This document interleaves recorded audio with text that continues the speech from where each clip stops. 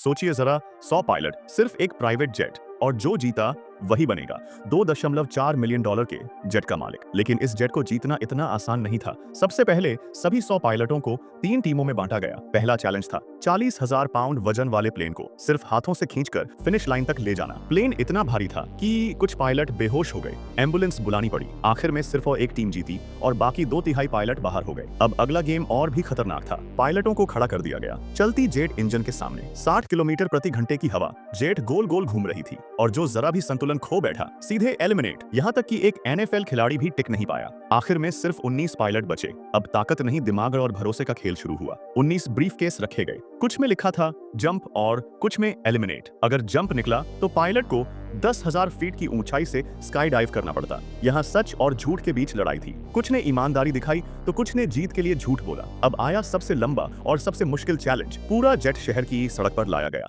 नियम सिर्फ एक था, जिसने जेट से हाथ हटाया वह बाहर। 24 घंटे से ज्यादा समय तक पायलट बिना सोए खड़े रहे। कोई अपने बच्चों के लिए लड़ रहा था तो कोई अपने सपनों का बिजनेस शुरू करने के लिए। थकान इतनी ज्यादा थी कि कुछ पायलट बेहोश तक हो गए। आखिर में बचे सिर्फ 3 पायलट। अब एक बड़ा ट्विस्ट आया, अगर 1 घंटे में ये तीनों फैसला नहीं कर पाए तो किसी को भी जेट नहीं मिलेगा। काफी बहस के बाद एक पायलट ने कुर्बानी दी और दूसरे ने जीत लिया $2.4 मिलियन का प्राइवेट जेट। सीख, जिंदगी में जीत सिर्फ ताकत से नहीं, हिम्मत, धैर्य और इंसानियत से मिलती है।